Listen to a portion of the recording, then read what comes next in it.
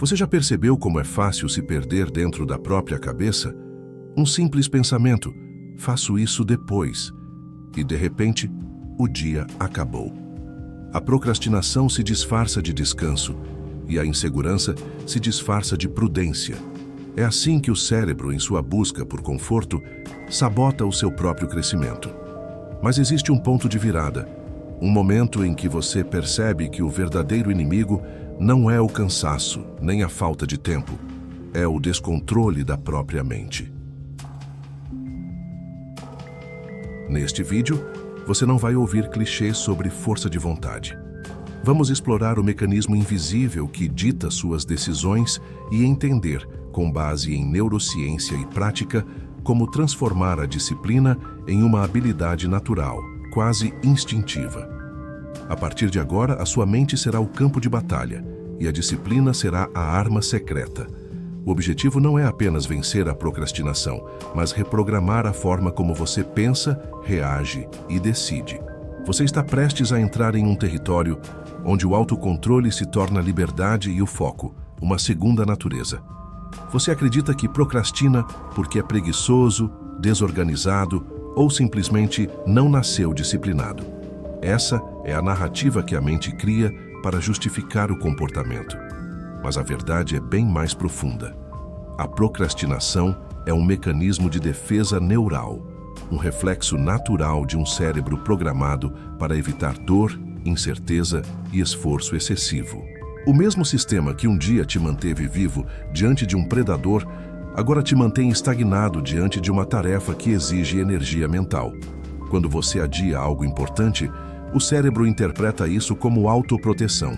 Ele não sabe que você está sabotando o próprio futuro. Ele só sabe que há desconforto à frente. E o desconforto, biologicamente, é lido como ameaça. Por isso, quando você pensa em começar algo difícil, estudar, treinar, empreender, mudar de hábito, o cérebro dispara sinais de alarme sutis, ansiedade, preguiça, distrações, até sono. Esses sintomas não significam fraqueza, significam autopreservação. É o cérebro tentando te manter no conhecido, no seguro, no previsível. A procrastinação é, portanto, um vício disfarçado de descanso. Cada vez que você evita uma tarefa, há uma pequena recompensa bioquímica. A liberação de dopamina, o neurotransmissor do prazer e da antecipação. Essa descarga cria um alívio momentâneo. E o cérebro aprende que fugir traz conforto. O problema é que ele passa a buscar esse conforto repetidamente, mesmo que o preço seja o seu progresso. A mente, nesse ponto, se torna um sistema automatizado de fuga, onde cada adiamento reforça a estrutura da procrastinação. É um ciclo autossustentável de alívio, culpa e repetição. E a cada volta, a autoconfiança enfraquece um pouco mais, porque o cérebro associa o fracasso de agir à própria identidade.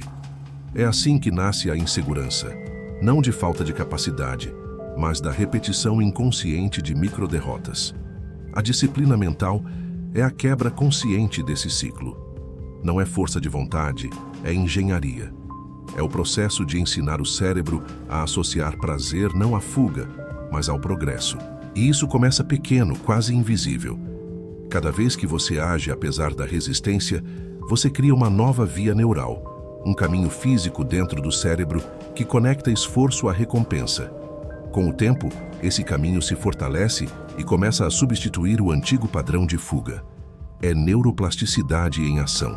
O cérebro se molda ao comportamento que você repete com intenção. A disciplina, então, deixa de ser sofrimento e se torna resposta natural.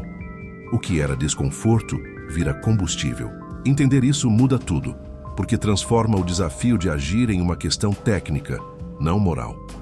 Você não é fraco, você apenas tem um cérebro acostumado ao conforto, e isso pode ser treinado.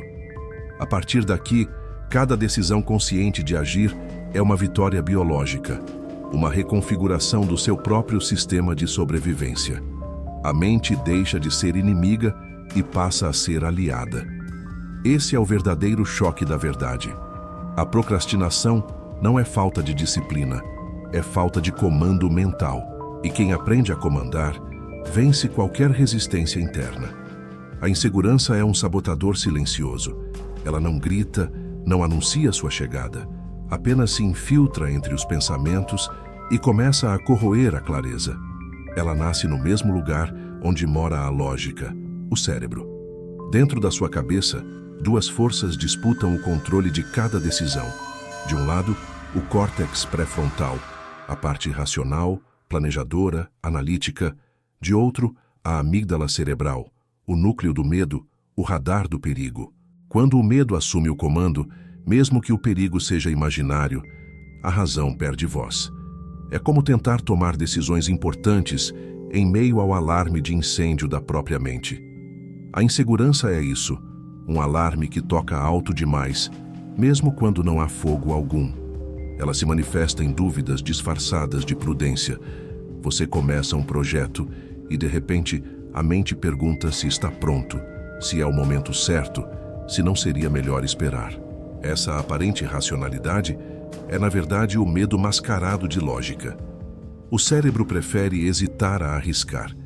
Cada hesitação é uma tentativa de evitar o erro, e cada erro evitado é, para ele, uma vitória, mesmo que custe a sua evolução. É um paradoxo cruel. O mesmo cérebro que sonha com conquistas é o que te impede de agir por completo. Ele quer segurança, mas segurança demais sufoca qualquer progresso. A insegurança se alimenta da comparação. A mente observa os outros e interpreta sucesso alheio como ameaça pessoal. É o instinto tribal agindo. Há milhares de anos, ser rejeitado por um grupo significava morrer. Hoje, esse medo se traduz em ansiedade social, perfeccionismo e autocrítica exagerada. A cada pequena falha, o cérebro aciona o sistema de dor, o mesmo que reagiria a uma queimadura física. Por isso, o medo de errar é tão intenso. O cérebro realmente sente dor quando você falha. E, para evitar sentir de novo, ele cria uma estratégia automática: não tentar. Assim, a mente cria uma ilusão de conforto, mas esse conforto é o terreno fértil da estagnação. Vencer a insegurança não é sobre eliminar o medo, mas sobre mudar a hierarquia do comando. A amígdala existe para reagir, o córtex para decidir. Quando você aprende a perceber o medo sem obedecê-lo, o controle volta para o lado racional. É nesse ponto que nasce a disciplina mental. Porque disciplina não é ausência de emoção, é o domínio sobre ela. É entender que o medo é apenas uma notificação biológica, um alerta, e não uma ordem. A insegurança perde força quando você a observa em vez de segui-la. É como colocar o medo em uma cadeira e dizer: eu te ouço, mas quem dirige sou eu. Com o tempo, esse simples ato de comando muda a química do cérebro. A repetição de decisões conscientes fortalece o córtex pré-frontal, tornando-o mais resistente às interferências emocionais. A neurociência chama isso de resiliência cognitiva, a capacidade de continuar raciocinando, mesmo sob pressão emocional. A insegurança deixa de ser uma prisão e se torna apenas um sinal de que você está prestes a sair da zona de conforto. E esse é o sinal de crescimento.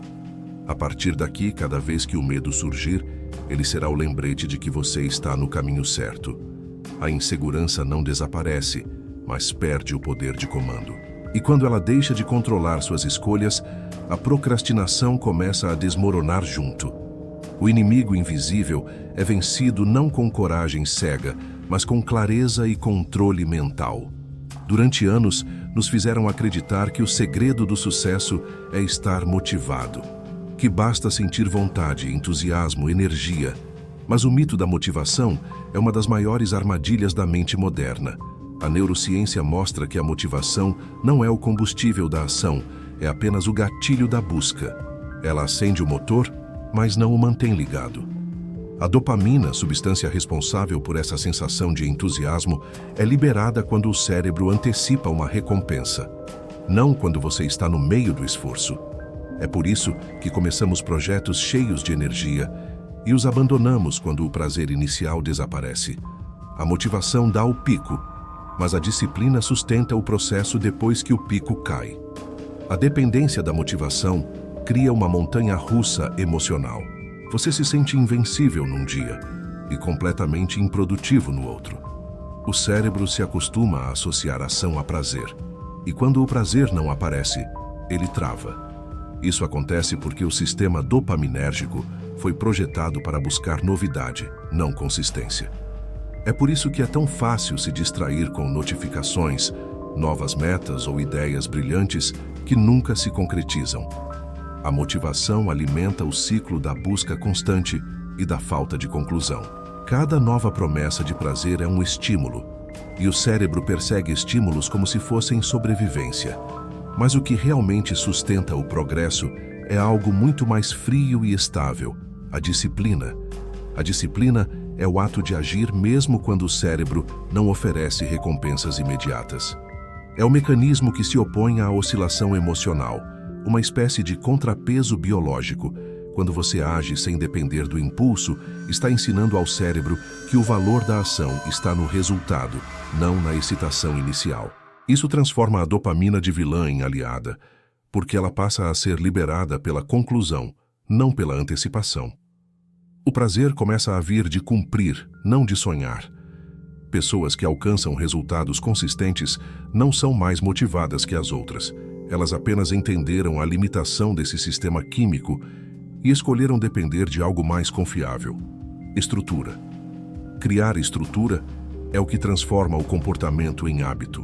Quando você tem uma rotina clara, o cérebro não precisa decidir o tempo todo se deve agir ou não.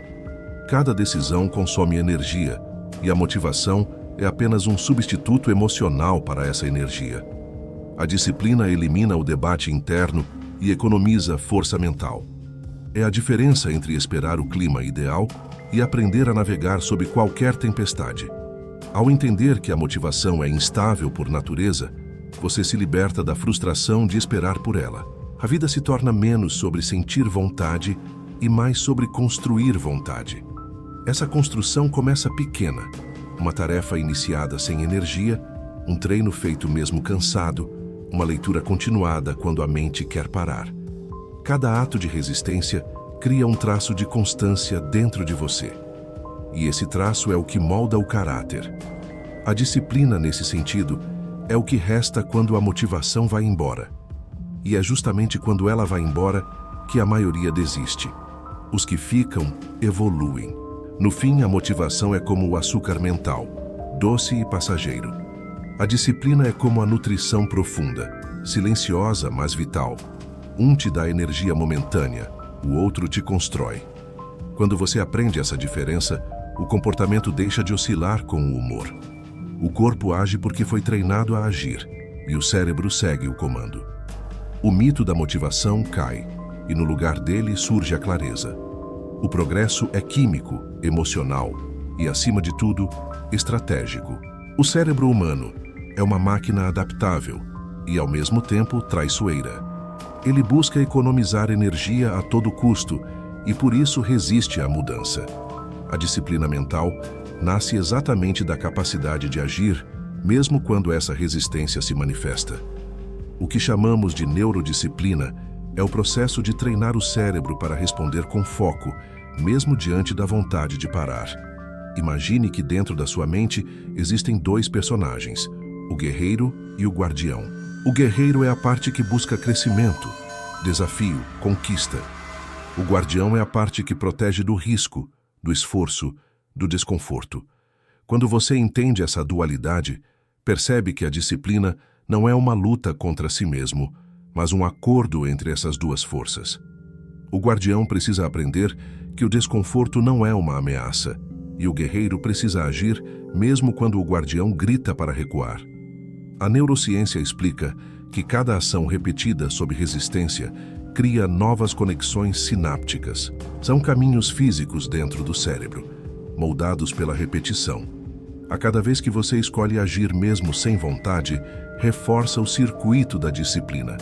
Esse processo ativa o córtex pré-frontal, responsável pelo raciocínio e autocontrole, e reduz a influência da amígdala, a central emocional que reage ao medo e à dor. É uma forma literal de reprogramar o cérebro. A força de vontade não é um dom, é um treino neurobiológico.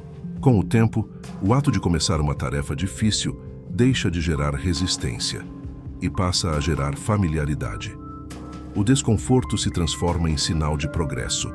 A diferença entre quem é disciplinado e quem não é está na resposta ao impulso. O indisciplinado obedece às emoções. O disciplinado as observa e decide. É a mesma distância que separa a reação de consciência. Quando você treina a mente para observar o impulso, em vez de segui-lo, cria espaço entre o estímulo e a ação. Esse espaço é onde mora o poder de escolha. A maioria das pessoas vive escrava do impulso porque nunca percebe esse espaço. Elas agem no automático. A neurodisciplina começa quando você percebe o instante exato em que o cérebro tenta te convencer a parar e decide continuar mesmo assim. Treinar esse comando interno exige pequenas vitórias diárias. Não é sobre transformar-se de um dia para o outro. É sobre acumular respostas consistentes. Por exemplo, ao sentir vontade de checar o celular, você espera 10 segundos. Ao sentir preguiça de iniciar uma tarefa, você começa mesmo assim por 2 minutos. Esses microatos de controle ativam os circuitos de domínio cognitivo e reforçam a identidade disciplinada. O cérebro entende: eu comando, não obedeço. Esse é o primeiro estágio da liberdade mental. Com o passar do tempo, a neurodisciplina deixa de ser esforço e se torna reflexo. O cérebro aprende que o desconforto é temporário e que o resultado é previsível. Essa previsibilidade gera confiança, e a confiança cria consistência. É o mesmo princípio que transforma um soldado comum em um guerreiro treinado. Ele não age porque está inspirado, mas porque foi condicionado a agir. Assim funciona a mente disciplinada. Não reage ao que sente, responde ao que decide. A neurodisciplina é a arma que transforma o caos interno em clareza de propósito. Ela não apaga o medo, mas o coloca sob comando. É o cérebro finalmente a serviço da vontade, e não o contrário. Esse é o cérebro do guerreiro, aquele que entende que sentir desconforto não é fracasso, é o preço do crescimento. E quanto mais você o treina, menos poder o medo tem sobre você. A procrastinação é um sistema engenhoso criado pela mente para te manter em um estado de aparente segurança. Não é preguiça, nem falta de caráter.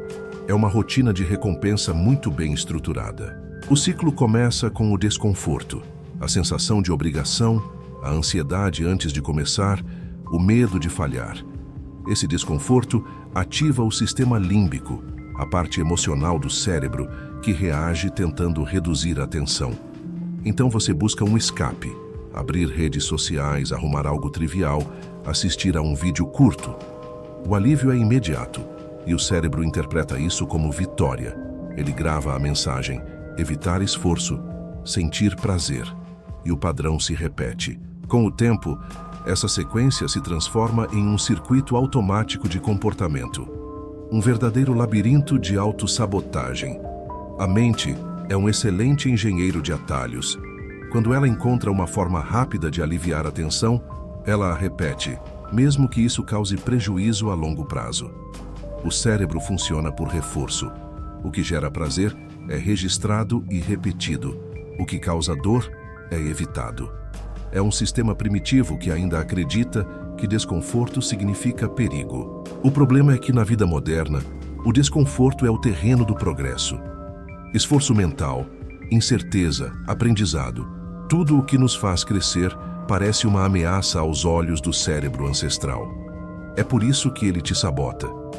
Ele está tentando te proteger de algo que não existe mais. O risco físico de morrer por cansaço ou exposição. Hoje, o perigo é apenas o esforço psicológico de fazer algo que importa. A procrastinação, então, se torna um ciclo fechado. Você sente desconforto, foge, sente alívio, depois culpa. Essa culpa gera novo desconforto e o ciclo recomeça. Cada volta reforça o hábito. Isso é neuroplasticidade em ação, mas a serviço do vício da inércia. O cérebro se fortalece no que pratica. Se pratica fuga, se torna excelente em fugir. É como um músculo invertido.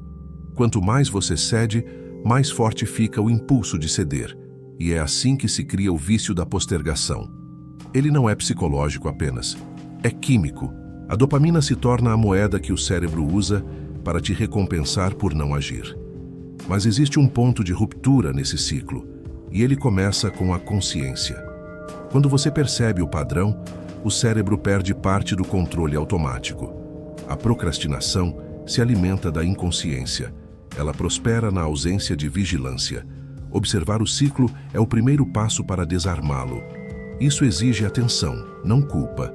A culpa é uma emoção paralisante. A consciência é libertadora. Uma pessoa disciplinada não é a que nunca sente vontade de adiar algo, mas a que reconhece esse impulso e age apesar dele. Esse ato simples de agir sob resistência envia um novo sinal ao cérebro. O alívio não está em evitar, está em concluir. Com repetições conscientes, o ciclo da procrastinação começa a se inverter. O desconforto inicial diminui, o prazer de realizar aumenta e o cérebro cria novas associações. O sistema de recompensa passa a responder à ação, não à fuga. É uma mudança gradual mais profunda. O cérebro aprende que agir é seguro, que terminar é prazeroso, que o esforço é natural. E quando esse aprendizado se consolida, a procrastinação deixa de ser uma luta diária e se torna apenas uma sombra distante. É o momento em que a mente, antes inimiga, passa a jogar do seu lado. E o que era um ciclo de inércia se transforma em um ciclo de movimento. A ação é o antídoto neurológico contra a inércia. O cérebro é uma máquina de energia. E toda vez que você decide agir, ele muda de modo. A simples decisão de começar aciona o sistema dopaminérgico de impulso, a mesma rede que empurra seres humanos a explorar, criar e conquistar. Mas quando você adia, esse sistema se fecha e entra em modo de economia. É como uma lâmpada que só acende quando você gira o interruptor. O movimento, mesmo mínimo, é esse interruptor. Ele quebra o padrão, força o cérebro a sair da inércia química e entrar em estado de engajamento. Essa é a essência do loop da ação. A decisão vem antes da motivação, e não o contrário. A procrastinação prospera porque o cérebro busca coerência entre sentir e agir. Quando você espera sentir vontade, ele aprende que o impulso emocional é o sinal de partida. Mas a neurociência mostra que a sequência correta é inversa. O ato físico gera o impulso químico. Quando você age primeiro, a dopamina vem depois como recompensa. É por isso que tantas pessoas se surpreendem com a sensação de energia que surge no meio da tarefa. A motivação não aparece do nada. Ela é fabricada pelo movimento. O cérebro interpreta a ação como progresso e, em resposta, libera neurotransmissores que aumentam foco e prazer. Essa é a química da superação. Você age, o corpo recompensa, o cérebro aprende. Mini-ações são o gatilho mais eficaz para esse mecanismo. Ao reduzir o tamanho da tarefa, você engana o sistema de resistência. Um cérebro diante de um grande desafio ativa o modo de defesa, mas diante de algo pequeno, ele relaxa. Começar por 5 minutos, escrever apenas um parágrafo, arrumar uma única gaveta. São comandos simples, mas poderosos. Cada pequeno ato acende uma fagulha de movimento e abre espaço para a continuidade. É o mesmo princípio que impulsiona atletas a treinar mesmo cansados. Eles não pensam no treino inteiro, apenas no primeiro movimento. Depois que o corpo começa, o resto flui. A ação gera clareza, a clareza gera confiança, e a confiança gera mais ação. Esse é o ciclo virtuoso que substitui o loop da procrastinação. Quando você entende que pensar demais é apenas uma forma de adiar, a escolha se torna simples: começar. O cérebro aprende por repetição, e a cada repetição o início se torna mais natural. O que antes exigia esforço se transforma em padrão automático. A mente passa a associar movimento com alívio, não com dor. Essa é a reprogramação que cria o hábito da execução. O segredo está em quebrar a lógica da espera. A vida não recompensa quem pensa, recompensa quem começa. Quando você transforma a ação em reflexo, o medo perde a função. O foco surge como consequência do movimento. E com o tempo, O impulso de agir se torna mais forte que o impulso de fugir. Esse é o ponto em que a disciplina deixa de ser um peso e passa a ser um ritmo natural. A ação se torna a linguagem do progresso, e o cérebro aprende que o movimento é o estado normal do ser humano. A repetição é o que transforma esforço em identidade. Todo hábito, bom ou ruim, é construído através dela.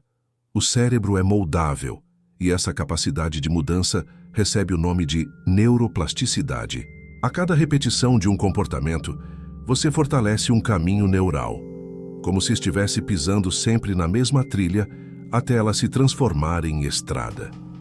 No início, agir com disciplina exige esforço consciente, mas com o tempo, a repetição transforma o ato em algo automático. É assim que o cérebro economiza energia. Ele pega o que você repete e transforma em padrão. Por isso, as pessoas disciplinadas não parecem lutar contra si mesmas. Elas apenas seguem caminhos mentais que já foram pavimentados pela prática. O erro de muitos é buscar prazer no começo do processo, quando a neurociência mostra que o prazer está no resultado da repetição. O cérebro não precisa gostar do que faz, ele precisa reconhecer o valor de repetir. Quando você repete algo diariamente, mesmo sem entusiasmo, o córtex pré-frontal, responsável pelas decisões conscientes, começa a ceder espaço ao estriado dorsal, área ligada à execução automática de rotinas. É como passar o volante da vontade para o piloto automático do hábito. Essa transição é o ponto onde a disciplina se torna natural. E nesse ponto, a consistência deixa de ser sofrimento e passa a ser estilo de vida. O segredo está em compreender que o cérebro aprende por constância, não por intensidade. Fazer algo por 5 minutos todos os dias é mais eficaz do que fazer por 5 horas uma única vez. Cada repetição é uma microinstrução gravada na estrutura neural, e a soma dessas microinstruções cria um comportamento sólido. Essa é a lógica que sustenta qualquer transformação real. A repetição silenciosa, constante e emocionalmente neutra. O cérebro não distingue entre certo e errado. Ele apenas reforça o que é feito com frequência. É por isso que insistir no erro é tão perigoso e insistir na direção certa é tão poderoso. A repetição também muda a relação emocional com a ação. No início, o desconforto domina. Com o tempo, o cérebro se acostuma e passa a interpretar o mesmo esforço como normalidade. Essa adaptação é a prova de que disciplina é menos sobre força de vontade e mais sobre persistência. Quando algo se torna previsível, o sistema de ameaça do cérebro relaxa, a resistência emocional cai e a fluidez aumenta. A constância, portanto, é a ponte entre o esforço e a maestria. Quando você repete algo por tempo suficiente, o corpo e a mente se unem em um único comando. É nesse ponto que o comportamento vira caráter. O indivíduo disciplinado não precisa se motivar para agir porque seu sistema nervoso já entende que agir é o estado natural. A repetição é o processo invisível que transforma o caótico em ordenado, o incerto em claro, o instável em constante. É ela que transforma a disciplina de um ato consciente em uma resposta instintiva. A neuroplasticidade não é um conceito teórico, é a base da liberdade. Tudo o que você repete, você se torna. Cada ação é uma mensagem gravada no cérebro dizendo, isso importa. E quando o cérebro acredita nisso, ele cria um novo você. A identidade disciplinada é o ponto em que o comportamento deixa de ser esforço e passa a ser quem você é. Quando você diz a si mesmo que está tentando ser disciplinado, o cérebro entende que ainda existe uma separação entre o que faz e o que é. Ele interpreta a disciplina como algo externo, uma máscara temporária. Mas quando você muda a linguagem interna para eu sou disciplinado, o cérebro atualiza o mapa da identidade. E o comportamento começa a seguir esse novo roteiro. A mente humana busca coerência entre quem acredita ser e o que faz. Por isso, quando a identidade muda, a ação acompanha. É por essa razão que pessoas realmente focadas não parecem estar se forçando. Elas apenas estão sendo coerentes com quem se tornaram. A identidade é formada por pequenas evidências.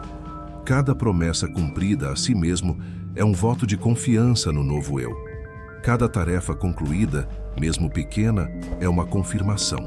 E quanto mais evidências se acumulam, mais sólido se torna o senso de quem você é. Essa é a lógica da autoconstrução. Você não se transforma de uma vez, mas pela soma das pequenas provas de integridade. O cérebro observa suas ações e ajusta sua autoimagem. O problema é que ele faz o mesmo quando você cede. Cada vez que você promete e não cumpre, o cérebro aprende que sua palavra não vale tanto. É assim que a insegurança e a procrastinação se alimentam. Elas são apenas o reflexo de uma mente que perdeu a confiança em si mesma. A disciplina, então, não é apenas sobre agir, é sobre reconstruir a relação entre intenção e execução. É um pacto interno de congruência. Quando você passa a se enxergar como alguém que age, mesmo em pequenas coisas, o cérebro começa a economizar energia nas decisões. O que antes exigia esforço, vira rotina identitária. O simples ato de levantar na primeira tentativa, de concluir o que começou, de manter a palavra dita, reconfigura o sistema nervoso. Ele deixa de registrar resistência e passa a registrar continuidade.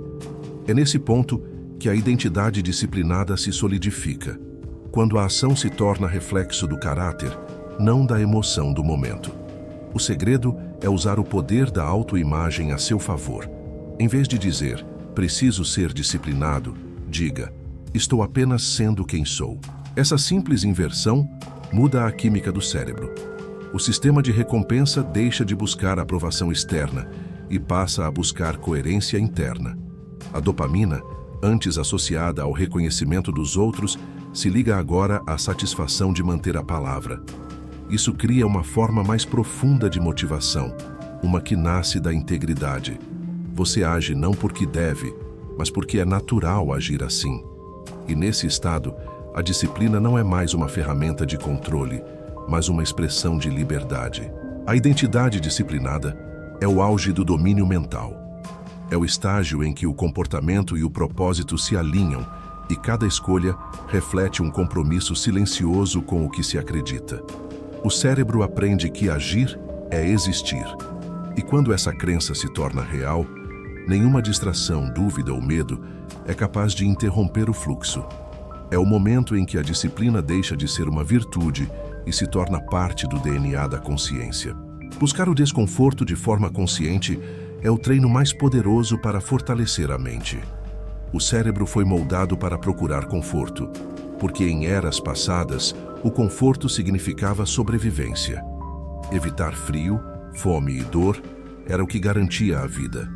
Mas, no mundo atual, esse mesmo instinto se tornou uma armadilha. O excesso de conforto enfraquece a mente e a torna dependente de estímulos fáceis. A resistência consciente é o processo inverso.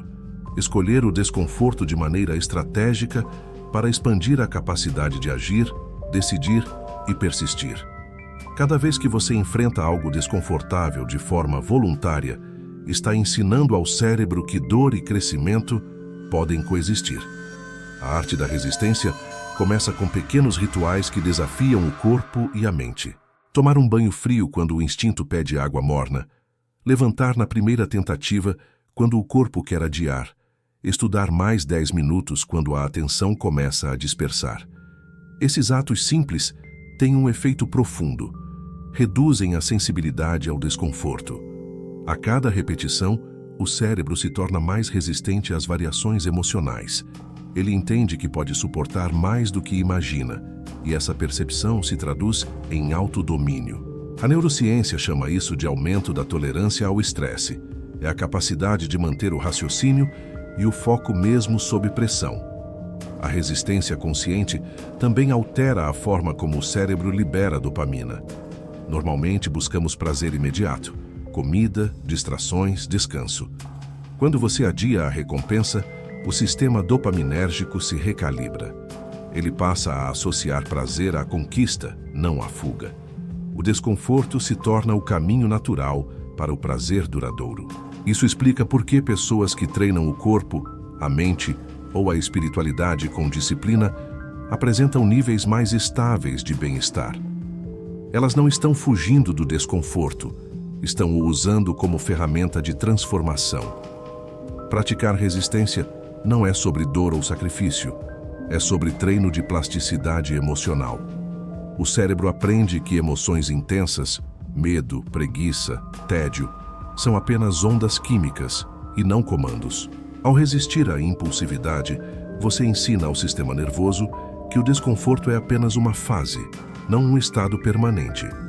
Isso muda a forma como você reage a desafios, críticas e fracassos.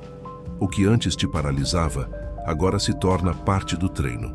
E quanto mais você repete esse processo, mais clara se torna a percepção de que o desconforto é a fronteira entre o que você é e o que pode se tornar.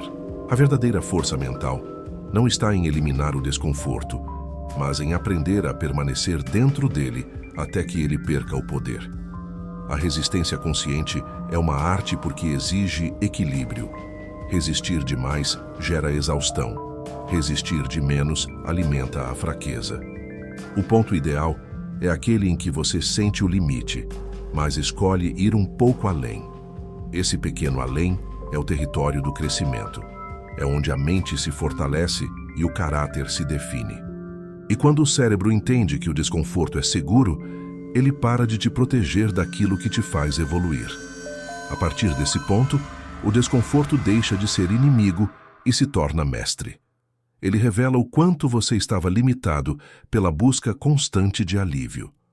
A resistência consciente é o treino silencioso dos que dominam a si mesmos. Agir sem depender do prazer, manter-se firme sem precisar de aplausos, construir foco onde antes existia apenas fuga. Quem aprende essa arte não é controlado pelo mundo, é controlado pela própria mente. A confiança verdadeira não é uma emoção que surge por acaso, é o resultado acumulado da disciplina. Quando você cumpre o que promete a si mesmo, o cérebro começa a associar previsibilidade às suas ações. Essa previsibilidade reduz a atividade da amígdala, o centro do medo, e fortalece o córtex pré-frontal, responsável pelo planejamento e pela autoconsciência. O resultado é um estado interno de estabilidade. A disciplina, portanto, é a engenharia invisível da confiança. Não existe autoconfiança sem autorrespeito, e o autorrespeito nasce do cumprimento silencioso das próprias palavras. Cada vez que você diz farei e faz, o cérebro aprende que pode confiar em você. E quando o cérebro confia, a mente se acalma.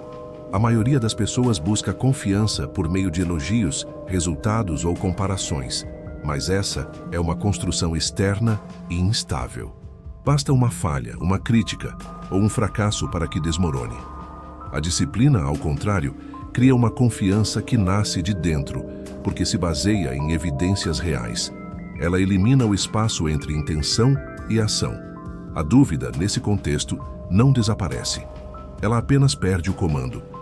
Você começa a agir sem precisar sentir que está pronto. E é essa ação, repetida e coerente, que se transforma em uma âncora mental. A disciplina também traz uma forma de liberdade que poucas pessoas experimentam. Quando você se compromete com um propósito e segue uma estrutura, o cérebro não desperdiça energia decidindo o tempo todo o que deve fazer. Isso reduz a fadiga decisória e libera energia para criar, pensar e evoluir. É o mesmo princípio usado por atletas e líderes de alto desempenho. Transformar o essencial em rotina para que o foco esteja no que realmente importa. A previsibilidade, longe de ser prisão, é o alicerce da liberdade. O cérebro se sente seguro quando sabe o que esperar, e essa segurança é o terreno fértil da confiança. A ansiedade, por outro lado, é o produto da imprevisibilidade. Quando a mente não tem clareza sobre o que virá, ela tenta antecipar cenários e cada cenário ativa o sistema de alerta. A disciplina dissolve esse caos interno. Ela organiza o tempo, o espaço e o pensamento. A clareza surge não da motivação, mas da ordem, e essa ordem é o que transforma o medo em presença. A confiança, então, deixa de ser uma questão emocional e se torna uma consequência estrutural.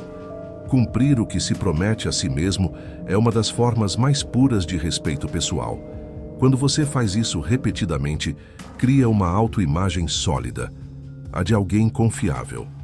O cérebro passa a operar sob a lógica da certeza, e a certeza reduz o medo. É um circuito que se reforça. Disciplina gera resultados. Resultados geram confiança. Confiança gera mais disciplina. É o ciclo oposto ao da procrastinação, onde dúvida gera fuga e fuga gera culpa. A disciplina não é rigidez, é direção. É o que transforma o caos em caminho e o esforço em serenidade. Não se trata de controle extremo, mas de harmonia entre propósito e ação. Quando o cérebro percebe essa coerência, ele deixa de lutar contra você e começa a cooperar. E é nesse ponto que nasce a verdadeira confiança. Não como uma sensação passageira, mas como um estado de mente treinada para permanecer firme mesmo quando tudo ao redor oscila. A confiança, portanto, não se busca, se constrói. E a matéria-prima dessa construção é a disciplina. Ela é o elo entre intenção e realização, entre promessa e fato. Quando a mente aprende essa verdade, a insegurança se desfaz e o medo se torna apenas um lembrete, o de que você está crescendo. Disciplina mental é revolução silenciosa.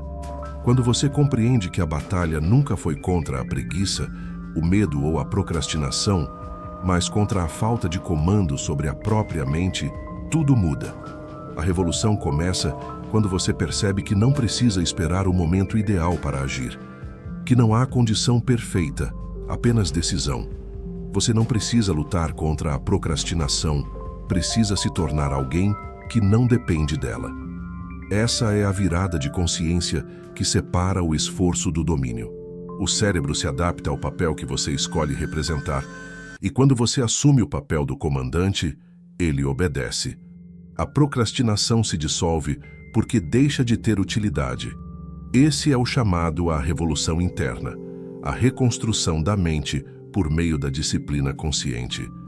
A cada pensamento redirecionado, a cada impulso controlado, a cada ato cumprido, sem depender da vontade, você está reprogramando as fundações do próprio eu.